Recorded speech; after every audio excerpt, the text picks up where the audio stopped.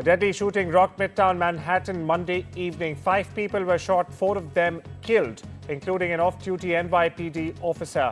Now, the officer was a 36-year-old immigrant from Bangladesh and a 3-year veteran with the NYPD. The suspected gunman, 27-year-old Shane Devon Tamura of Las Vegas, opened fire in the lobby of 345 Park Avenue, then moved to the 33rd floor of the building. He was later found dead from a self-inflicted gunshot wound. Meanwhile, Mayor Eric Adams has called the act a senseless act of violence and has honored the officer's faith and service. This marks the 254th mass shooting in the U.S. only this year. The investigation continues. Here's more. And he loved this city. And everyone we spoke with stated he was a person of faith and a person that believed in God and believed in living out life of a godly person. He embodies what the city is all about. He's a true blue New Yorker, not only in the uniform he wore, but in his spirit and energy of loving this city. We have 5 victims shot, our officer and 4 other innocent civilians, plus the shooter. The shooter is believed to be Shane Tamura, 27-year-old male with a Las Vegas address. The vehicle he exited is registered in Nevada to Mr. Tamura. Inside of that vehicle, officers found a rifle case with rounds, a loaded revolver, ammunition, and magazines, a backpack, and medication prescribed to Mr. Tamura. With the U.S., where a gunman opened fire Monday outside the largest casino in Nevada's Reno, killing 3 people and wounding 3 others before being taken into custody. Now, 2 victims were in critical condition, while the other had been released from the hospital, Sparks Police Chief Chris Crawford said during a news conference. The suspect had no known connection to the victims, police said, adding that the motive is still unknown. The shooter walked up to the casino hotel's valet parking area, pulled out a handgun and pointed it at a group of people. His gun initially malfunctioned, but he quickly was able to get it to shoot, according to cops. The suspect then fled on foot through the parking lot, where he encountered an armed casino security guard. Crawford said the gunman opened fire on the guard, who returned fire as the shooter fled. Here's what he said. This morning at 7:25, Reno police officers responded to the Grand Sierra Resort on the report of an active shooter. Within 2.5 minutes, our PD officers arrived on scene and were able to locate the suspect on the northwest side of the property in the parking lot. The suspect confronted these responding officers with a firearm, and an officer-involved shooting occurred. The bravery and rapid response by our officers stopped the suspect's rampage on innocent victims, which definitely saved lives and prevented additional people from being victimized. Officers and personnel from the GSR provided medical aid to the victims until Reno Fire Department and REMSA arrived on scene. The quick response by these skilled medical professionals ensured immediate treatment and transportation without hesitation to local hospitals. During the incident, 1 officer sustained minor injuries, most likely from glass fragments. This was the only physical injury our officers received during the incident. Donald Trump is publicly pressurizing Israel to ease its Gaza blockade, saying he wants every ounce of food let in. Now, speaking from Scotland, Trump acknowledged for the first time, in fact, that there is a real starvation in Gaza, directly contradicting Israeli Prime Minister Benjamin Netanyahu. Here's what he said. Well, I'm going to say, look, we're giving money and we're giving food, but we're over here and we're over in the United States, and I think I can speak for the Prime Minister. We're giving money and things. He's got to sort of like run it. Well, I want them to make sure they get the food. I want to make sure they get the food, every ounce of food. I think you want the same thing. Hospitals in Gaza have recorded that 14 more people have died of hunger and malnutrition over the past 24 hours, bringing the total number of hunger and malnutrition-related deaths in the besieged enclave to 147, including 88 children. This is according to Gaza Health official statement on Monday. Meanwhile, Israel has further tightened its blockade on Gaza since the conflict between Hamas and Israel erupted on the 7th of October 2023, causing severe shortage of food, drugs, fuels and other basic necessities. Now, over the past few months, multiple international aid agencies, including the United Nations, have condemned Israel of repeatedly blocking humanitarian aid and have also called for immediate lifting of blockade to prevent the humanitarian situation in Gaza from worsening further. Staying with Gaza, where an explosion lit up the Gaza skyline early Tuesday as Israeli strikes on the enclave continued. On Monday, Israeli strikes or gunfire killed at least 78 Palestinians across the Gaza Strip, including a pregnant woman whose baby was delivered after her death, but also died, local health officials said. Meanwhile, dozens were killed while seeking food, even as Israel moved to ease restrictions on the entry of aid. Russia claimed on Monday that its forces had targeted Ukrainian military airports and military industrial facilities, while Ukraine reported on the same day that its troops had in fact contained Russian forces on multiple fronts and had also repelled attacks. Russia's Ministry of Defense said in its latest briefing that over the past day, its forces had launched large-scale attacks on Ukrainian military airports and even military industrial facilities using long-range precision weapons and drones, including the Dagger hypersonic air-launched ballistic missile. Meanwhile, the General Staff of the Ukrainian Armed Forces reported on the same day that 158 fights, in fact, had occurred along the front lines in the past 24 hours. The Ukrainian Air Force, missile units and artillery struck 8 Russian military personnel, weapons and military equipment concentration areas, 1 radar station and 1 artillery system. Donald Trump is turning up the heat on Vladimir Putin, giving the Russian leader just 10 to 12 days to in fact reach a peace deal with Ukraine. Now, speaking alongside UK Prime Minister Keir Starmer in Scotland, Trump said, and I'm quote here, that he's done waiting after nearly 50 days of stalled diplomacy. His frustration comes after a failed round of talks in Istanbul, where President Putin again refused to attend. We thought we had it settled, then Putin starts launching rockets, Trump said, referencing recent deadly strikes on Kyiv. Trump also warned of new sanctions and is in fact now urging European allies to ramp up arms shipments to Ukraine. Now, these also include Patriot missile systems.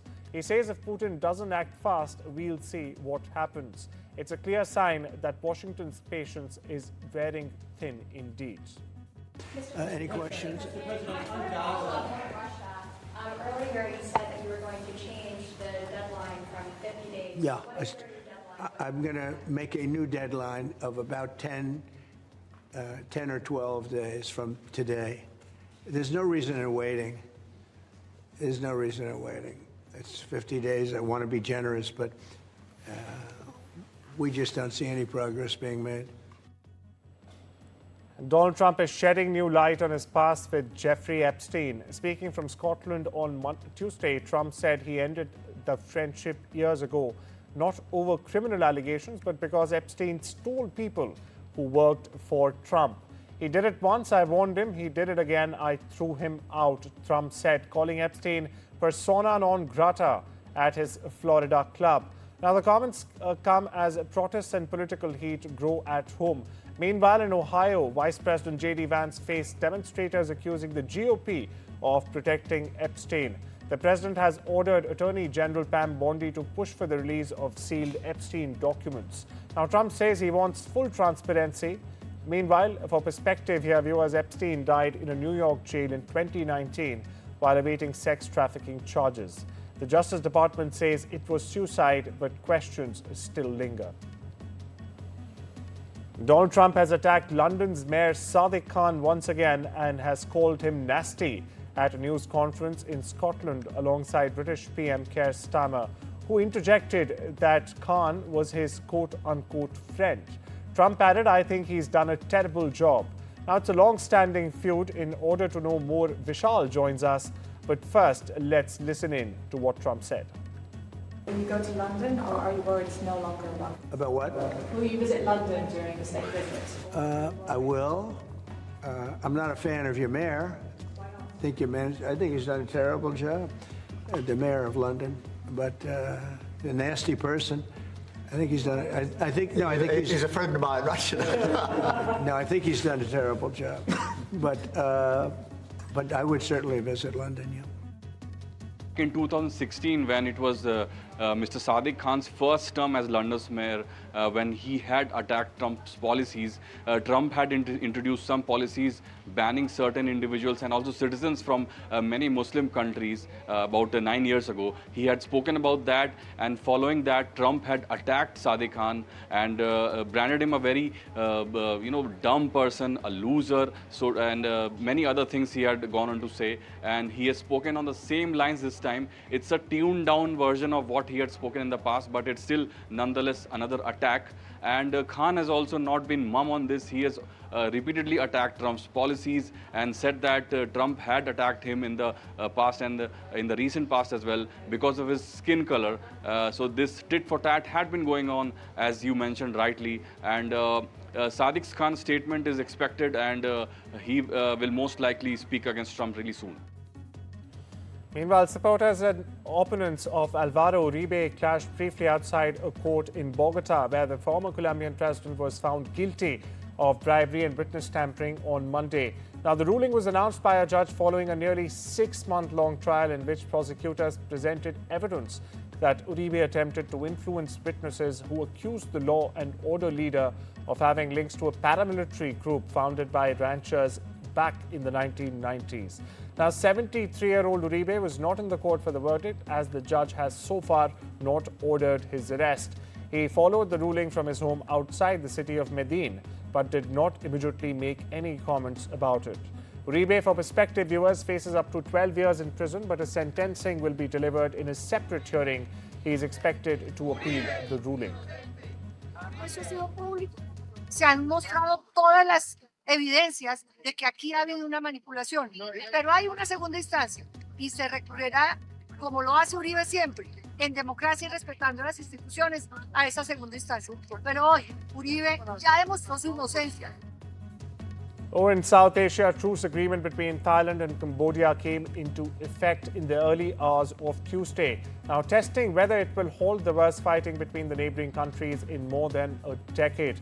Both sides agreed to an unconditional ceasefire that would begin at midnight on Monday to end battling over a smattering of ancient temples in the disputed zones along their 800-kilometer or 500-mile border. Jets, rockets and artillery have killed at least 38 people since Thursday last week and have displaced nearly 300,000 more, prompting intervention at the weekend from Donald Trump, who has in fact taken credit again for this ceasefire deal.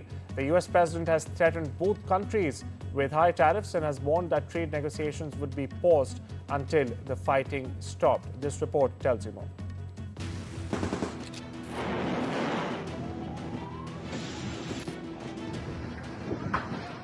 After almost 5 days of deadly clashes along the Thailand-Cambodia border, a fragile calm settles over Southeast Asia as the neighbors agreed to a ceasefire on Monday. At least 34 people were killed in the conflict centered around the cluster of temples on the border.